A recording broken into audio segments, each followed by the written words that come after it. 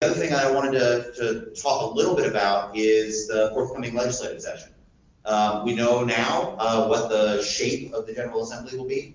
For those who missed it, that we went from a 5-vote Democratic majority in the House to what I believe will be a 2-vote Republican majority in the House. So that changes some of our thinking. Certainly, leadership is going to change. We are still going to have the introduction of the budget by Governor Northam, and then we've got the same Senate, obviously, because the Senate is not up for re-election. So there are a couple of things that we want to talk about headed into that session. The first and most important is the budget. Governor Northam will be introducing his outgoing biennial budget. I don't think it is the wisest thing in the world that Virginia has governors introduce a budget and then leave town, but that is what we do every 4 years, and so that's the circumstances in which we're going to be doing this. And the governor will be introducing that budget with $100 million per body in state general fund dollars, as well as a small amount of money, right around $5 million, to support the Department of Social Services as they start to build up their ability to serve low-income Virginians. And it's really, really, really important that this coalition continue to do what it has done incredibly effectively since we pulled it together 4 years ago, which is budget advocacy. For all that we have gotten a tremendous amount of support from the federal government and then from the General Assembly in the form of $700 million ARPA dollars. This is a major statewide infrastructure program, and infrastructure is big and expensive, and that 700 doesn't get us all the way there. We absolutely need to maintain the $100 million per body in the forthcoming biennial budget. I think it's really, really, really important that everybody get foursquare behind that. We are also, at some point in the coming year, we believe, it's not wood, going to see some movement on the federal infrastructure bill. We're gonna need to figure out how to accommodate that into our program. We don't yet know the shape, nature, or extent of that funding, but we're gonna work with that when it comes, and we're almost certainly gonna wind up with a special session of the legislature to appropriate those funds if it looks anything like the way it did with ARPA. And so that's a little down the road, but something also to keep in the back of our minds. Additionally, there are going to be a couple of bills that are going to be moving. I will give you a little insight. There's going to be some legislation or budget language related to affordability standing up. There's likely to be another approach on the rail crossings issue. Depending on how things shake out, there may be another look at easements. And then finally, we are going to be asking Senator Boysko, who's joining us, who's the chairwoman of our Broadband Advisory Council, and a senator from Northern Virginia who was kind enough to join us this morning, to carry a bill related to local government powers. One of the things that we are really proud of is that we're going to universal coverage in certainly many dozens of counties with projects that we're going to fund this year. What we hate to see happen is that progress get undermined and there be new Swiss cheese unserved areas. And so we're hoping to give local governments the ability to require new developments have broadband connectivity. And I would invite Senator Boyce to go up to share some of her thoughts about the bill. Thank you, Evan.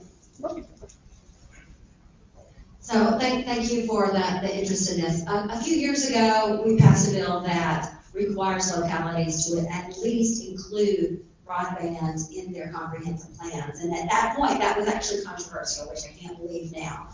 Seems like decades ago. But as we are, deploying this, working collaboratively, making sure that we are using our funds wisely, we think it's imperative that we have that buy-in from the local governments to make sure that as they are moving forward and building new communities, that they are including broadband as one of the essential services. So we know that you have to have electricity and sewer and all that. Families have to have access to broadband. So we will be working with local governments and the stakeholders this next year to have that conversation. I am optimistic. I think that everybody finally has gotten the message that this is something that we have to do. And so I hope to have your support on this and look forward to working with you all. Thank you so much, Senator. And so, as always, we encourage all of y'all to closely follow the updates that are going to come out to the coalition. We're very happy to both provide you with general talking points and to tailor any talking points you need to your specific organizational mission. And so if you come at public policy from an education standpoint, we can generate talking points that focus on that. If you come at it from an economic development or a technology or a transportation or public safety, we will find and deliver to you the tailored message that comes out in support of universal connectivity that speaks to your membership, your organizational goals, and the message, the broader message that we want to be carrying to the General Assembly. We want to support you as you support us. With that, I'm going to turn it over to Chandler Vaughn and talk a little bit about some of the other initiatives that we've got moving right now. Thanks, Evan. So bear with me, folks on Google Meet and in person as well, just so we get the presentation up here and screen share.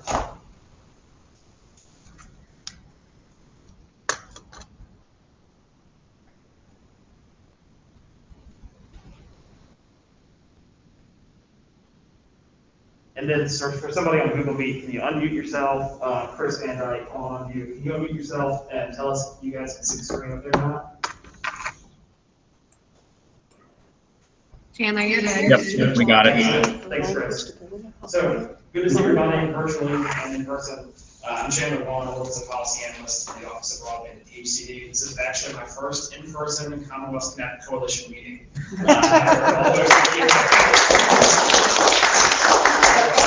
Yeah, right.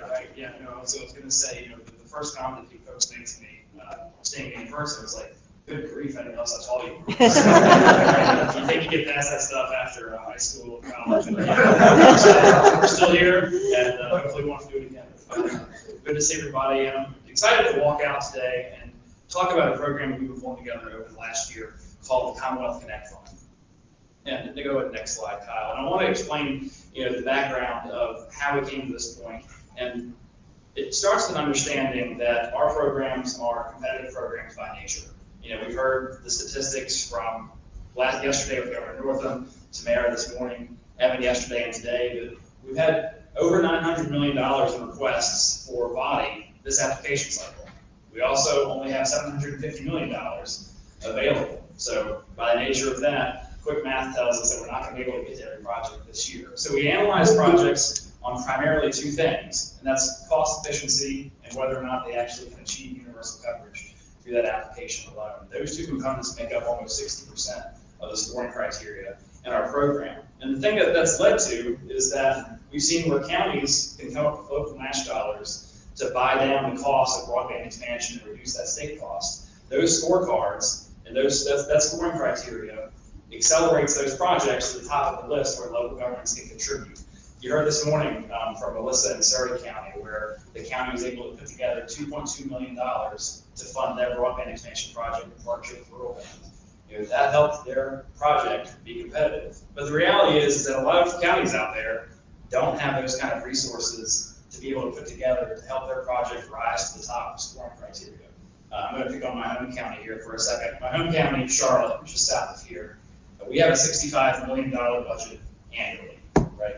Revenues, expenditures. And they're part of a project this year that's requesting $88 million from body alone. That's a multi-county application. You can still see, if we shut down all of our services, close our doors for 1 year, we still couldn't pay that bad boy to get broadband expansion in that application. So just an example too, even after American Rescue Plan funding, we've heard about the benefits that has, but unfortunately with competing priorities, folks are choosing between whether we update our water and sewer systems or expand broadband infrastructure. It's simply put that there still isn't enough funding out there for these less resource counties to be competitive to compete in the body program. So how we're trying to address this. Over the last year, we've been reaching out to private sector, philanthropic partners to ask them to join into the broadband effort through the Commonwealth Connect Fund. So we've been reaching out, and we have some folks joining us today that we're going to hear from later that are some of our foundational pledgers to the fund. But it's a multi-million-dollar capital campaign to match those corporate and philanthropic donors with local governments struggling to put together the resources for broadband connectivity. The donors will be matched directly with local governments of their choosing. We'll present a list to them of competitive projects that are well-designed, shovel-ready, ready to go. They'll be able to select which they choose to apply their funds towards to accelerate broadband expansion in those localities, and I'm sure they're competitive. And then on our side of things, we'll make sure that the funds, we'll be facilitators for the funds and make sure that we can connect those private sector partners and local governments for broadband expansion projects. Some of the impacts of this, we've heard a lot of pandemic-related stories over the last 15 plus months. I always lean on driving back home after work every day past the county library, where there's always consistently 3 or 4 parked cars there using the library hotspot to be able to access homework. Even today, with students in a hybrid learning environment, there's still folks that are relying on public Wi-Fi hotspots in my community. So you'll be able to see that lasting impact by providing broadband access in those communities for the folks that choose to pledge and support communities of their choosing through the fund. The pledgers are going to be announced when the project is announced in the local community, also celebrated statewide like we're doing today. It creates an opportunity to give lasting goodwill in the community.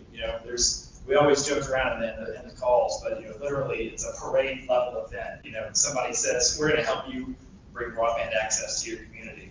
So we're excited to see that, and excited to see what lasting goodwill this brings in the communities where the Commonwealth Connect Fund pledgers apply their donation.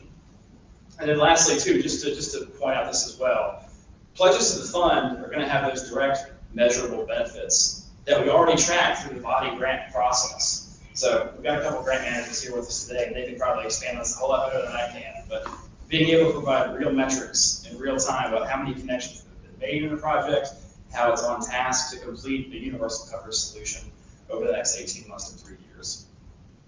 Next slide. And lastly, just to point out a couple of things. You're not going to get out of here without a sales pitch from us on pledging to the fund. But mechanically, the way things work is that donors enter into a non-binding MOU with the Commonwealth and, of course, the organization that's pledging. The funds will be delivered directly to the local government of their choosing. The funds don't come to the state and then to the local government. They go directly to the local government of their choosing, which is a tax-deductible opportunity delivering to local government for local government purposes. And then lastly, for the great low price of $19.99, if you're interested in pledging, please reach out to us. The same old email address, commonwealthconnect@governor.virginia.gov. So the next slide here, we want to celebrate folks that are here today in the room that have pledged to the fund, and for that, I'm going to turn it over to Evan. Thank you so much, Chandler. Guys, this is really important. Even if we had billions of dollars, there are things that the Commonwealth can't do that we need done to make sure these grants work. There are local governments not far from where we stand here in Farmville, where they just don't have a lot of staff. The idea of asking a county government that, whose public works director is also the parks director, is also, managing the water sewer system, to say, all right, we're going to need you to look out for your citizens in the context of a 3-county, $75 million broadband bill. They don't have the resources to do it, and we can't give them match.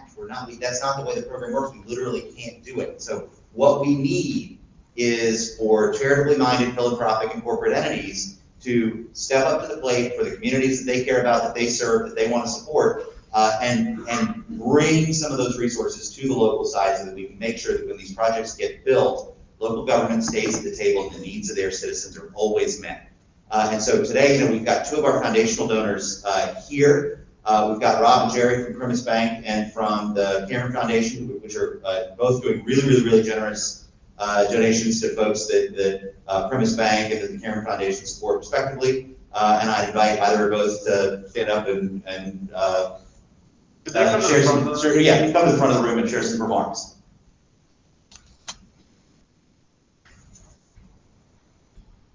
Good call. There's only a camera up here. Sorry, walk up. Hi, my name is Jerry Duffy. I'm here on behalf of the Cameron Foundation. And opposite side of Chandler, people see me for the first time. They're like, oh, you're a lot shorter than me.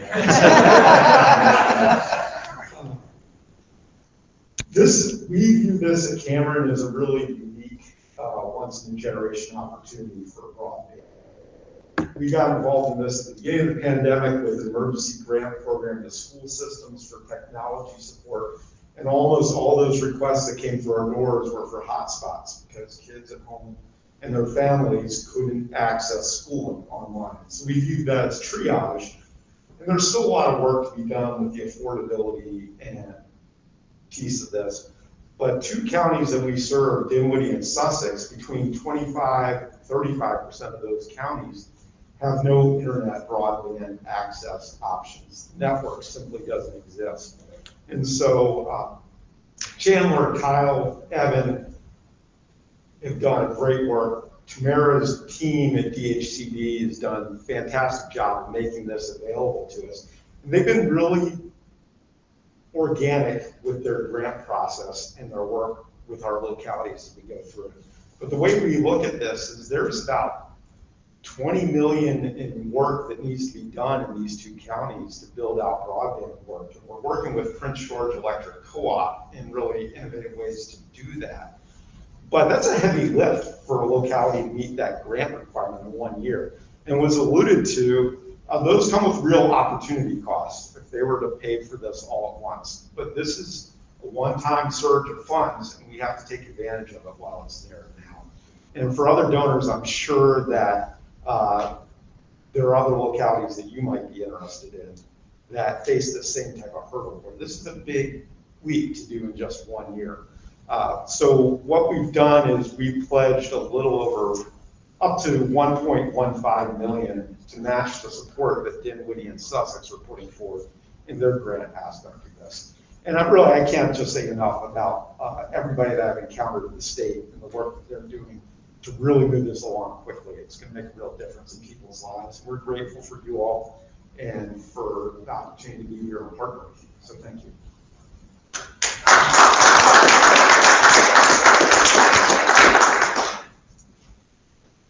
Next time, I know to jump up faster.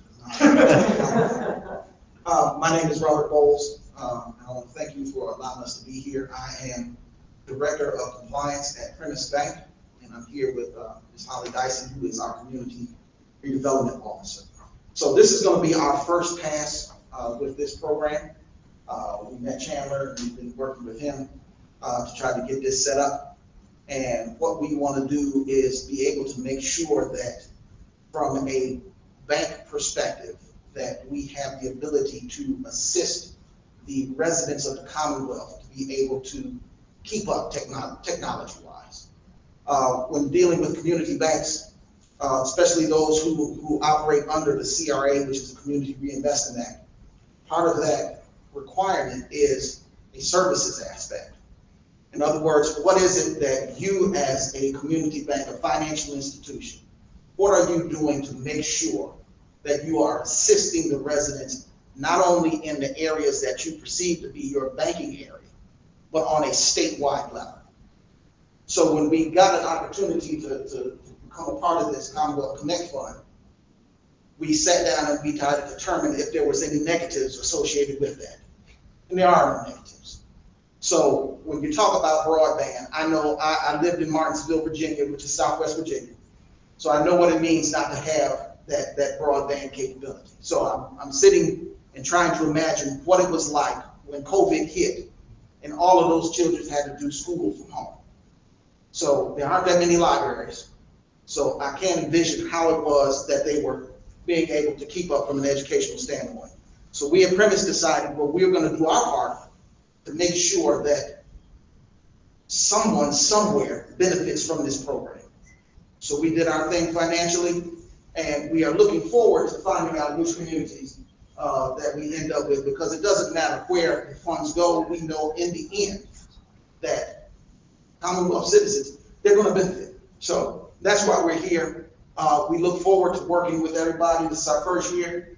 We plan on making this a continuous event. So next time I come, I'll be able to give one of those speeches. But thank you for allowing us to be an opportunity, and thank you for having us here today.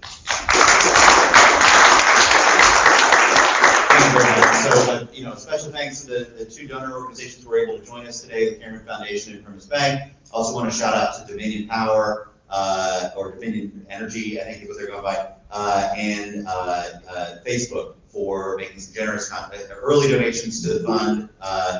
There is still plenty of time For folks who are here in the room who have access to charitable funds, for folks who are joining us via the internet, there is still time to join this round of Commonwealth Connect Fund pledges that will go to localities for projects being evaluated in this body round. If you can't pull it together in that time frame, there will be another opportunity next year and likely the year thereafter for folks to continue to support projects. I saw Tad, hey Tad, I hope things are going well for you down in South Boston, we're not too far away today. Asked about whether or not the fund was a 501c3. So mechanically, kind of nuts and bolts, we called it the Commonwealth Connect Fund because that was the only sensible thing to call, taking in charitable donations and then giving them back out. But in fact, the Commonwealth, as a result of the Commonwealth Connect Fund, will never actually be in receipt of any actual funding.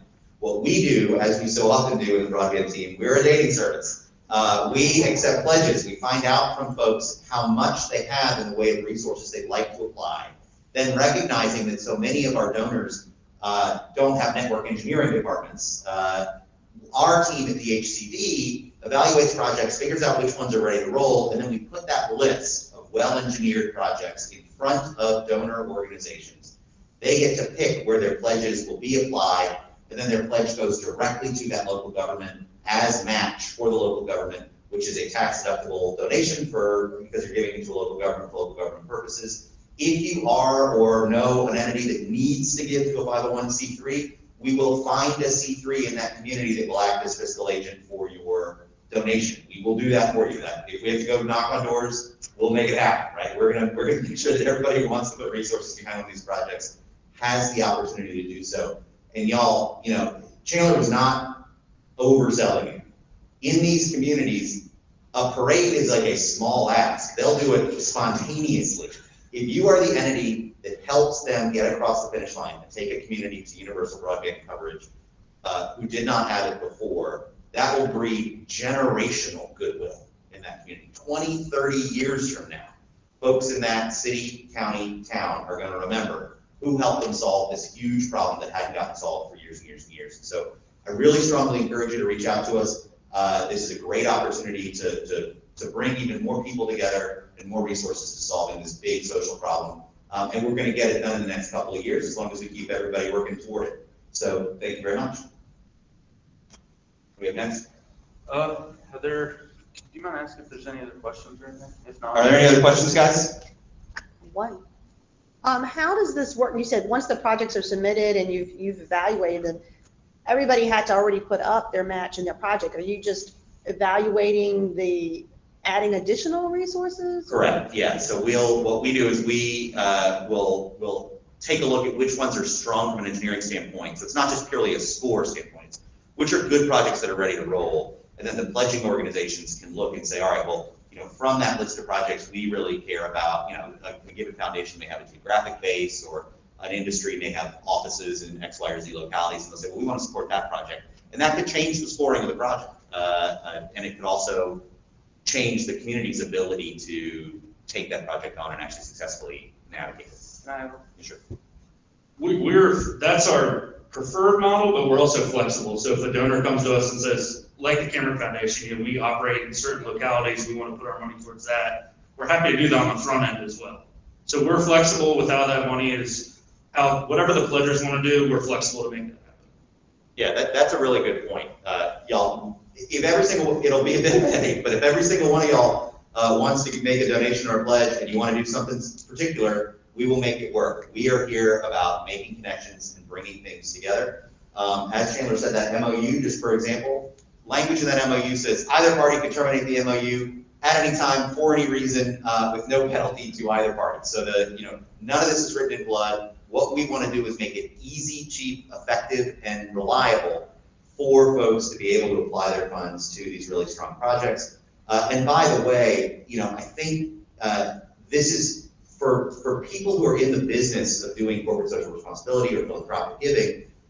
These are really strong projects. You do get incredible leverage. You've got really strong verifiable metrics. And one of the things that Chandler didn't touch on is the level of controls you get by making your donation this way. Match funds are accounted for as closely as our taxpayer-funded grant funds. So you get multiple different levels of oversight, whether it's the grant manager the audit and control function of the state government, the state comptroller, all of these different levels of oversight to ensure that your funds are used verifiably and trackably on the project that you wanted to see, and then you'll know the outcome. You're gonna know X number of homes, Y number of businesses were connected. It wouldn't have been without your donation. So one more time, really critical, pressing social issue, really great opportunity to support local governments in solving this problem, and we will help you make it happen. So please, if you can, consider making an additional pledge or a pledge to the Commonwealth Connect Fund this year. If you can't move that quickly, we'll find a way to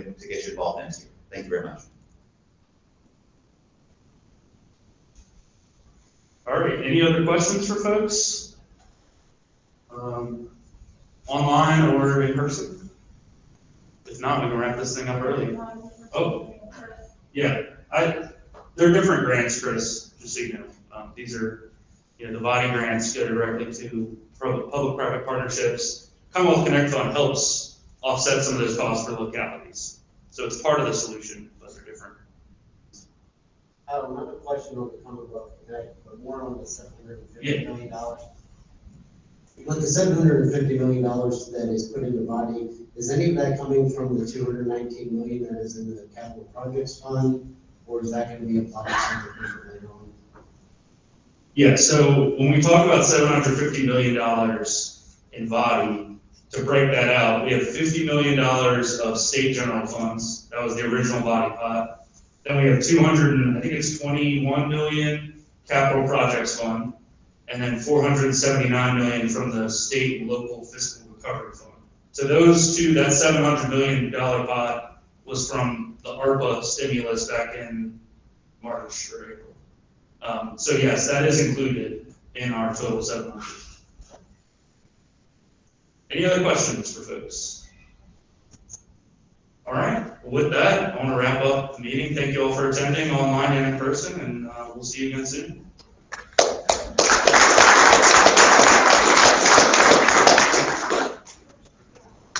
There's no need for locality.